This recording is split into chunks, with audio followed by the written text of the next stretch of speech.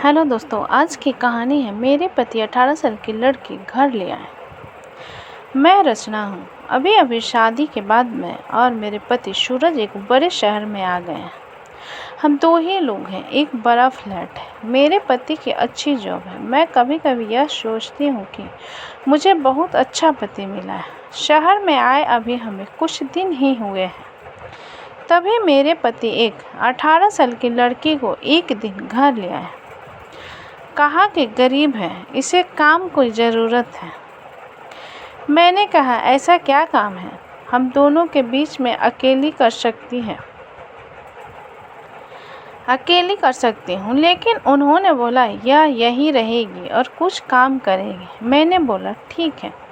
किसी अजनबी जवान लड़की को इस तरह अपने घर में रखना मुझे कुछ समझ नहीं आया, वो भी तब जब मैं मना कर रही हूँ।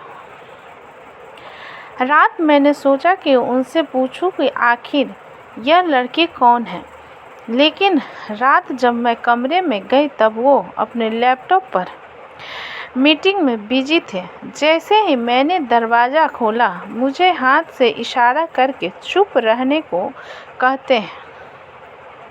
मैं बिस्तर के एक साइड पर सो गई। सुबह करीब 7 बजे मेरी नींद खुली। तब मैंने देखा पतिदेव बिस्तर पर नहीं है। मैंने बाथरूम देखा तो वहाँ भी नहीं थे।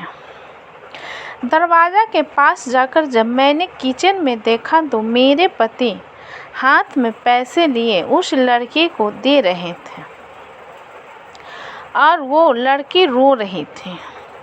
वो उसे चुप भी करा रहे थे। पैसे देकर वो मुझसे मिले बगैर बाहर मेन डोर से निकल गए।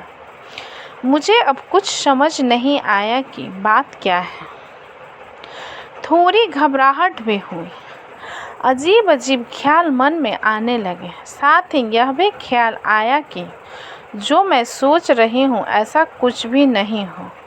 मैं बेडरूम से बाहर आई। वो लड़की ने मुझे देखकर अपने आंसू पोंछ लिए।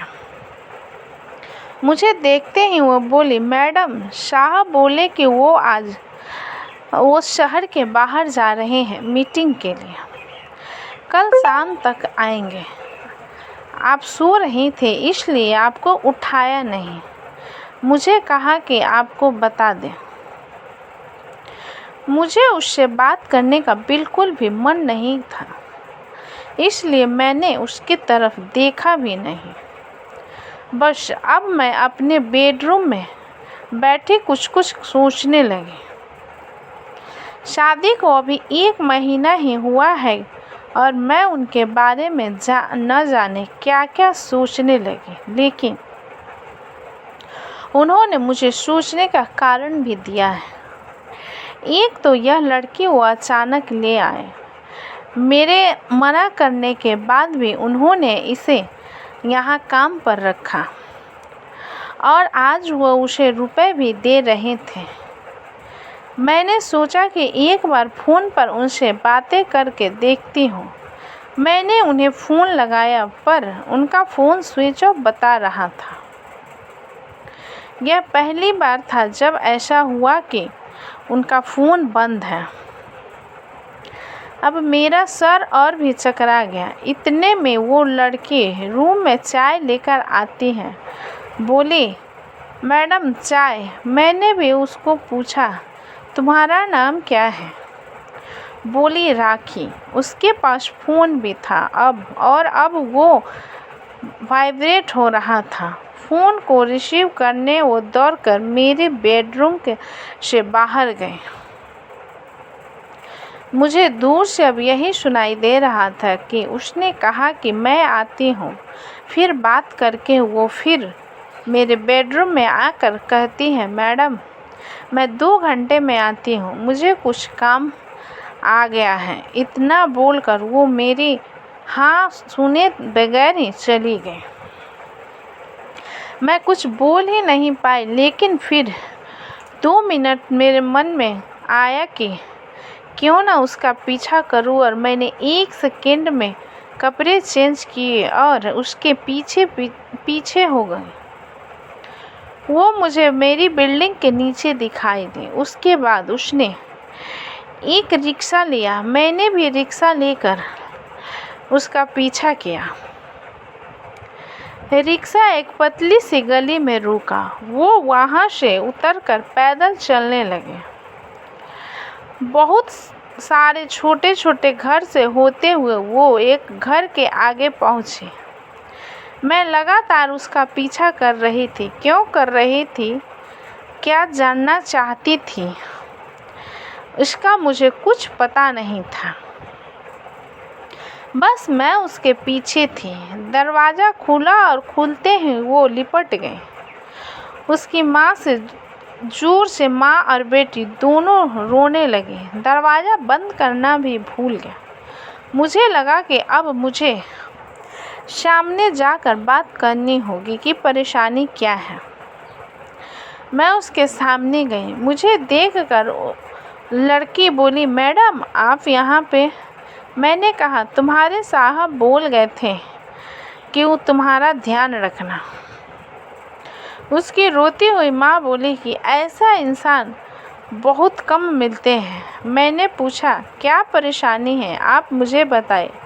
माँ बोली कि इसके पिता साहब के ऑफिस में सेक्रेटरी में नौकरी करते थे। अचानक हार्ट अटैक से उनका देहांत हो गया। इसका एक भाई है, लेकिन उसे पीने और जुए की लत है, तो मेरे पास एक पैसा नहीं टिकने देता था। मैं अपनी परेशानी लेकर साहब के पास गई और उन्होंने पैसों से हमारी मदद की। साथ ही उन्हें जब मैंने बताया कि इसका भाई ऐसा है, तो उन्होंने कहा कि इसका यहाँ रहना सही नहीं है, इसलिए वो उसे अपने घर को ले गए। मैं इनकी बातें सुन ही रही थी कि उनका फ़ोन आया। मैंने फ़ोन रिसीव किया। सूरज बोले कि उनका फ़ोन रात में मीटिंग की वजह से चार्ज नहीं था, इसका कारण बंद आ रहा था। मुझे पूछा कि कहाँ हो, तो मैंने बोला कि मैं उनके घर आई हूँ। सूरज बोला, हाँ मैं रात में तुम्हें बताने वाला था, पर मीटिंग की वजह से लेट हो गया और तुम सो गए। मुझे उस समय जो सही लगा वो मैंने किया, इसलिए मैं उसे तुम्हारे पास ले आया। मैंने कहा, बिल्कुल ठीक किया आपने। लड़की को लेकर फिर मैं अपने फ्लैट चली गई। अब मैं उसे और अपने पति दोनों को ज़्यादा प्यार करने लगी। कहानी कैसी लगी मुझे कमेंट में लिखें। हमें अपना सपोर्ट देते रहिए। कहानी अच्छी लगी है तो प्लीज़ चैनल को लाइक करें, सब्सक्राइब करें एंड शेयर करें। कहानी अच्छी लगी है तो प्लीज़ चैनल को सब्सक्राइब करना ना भूलें। अपना कीमती समय देने के लिए धन्यवाद।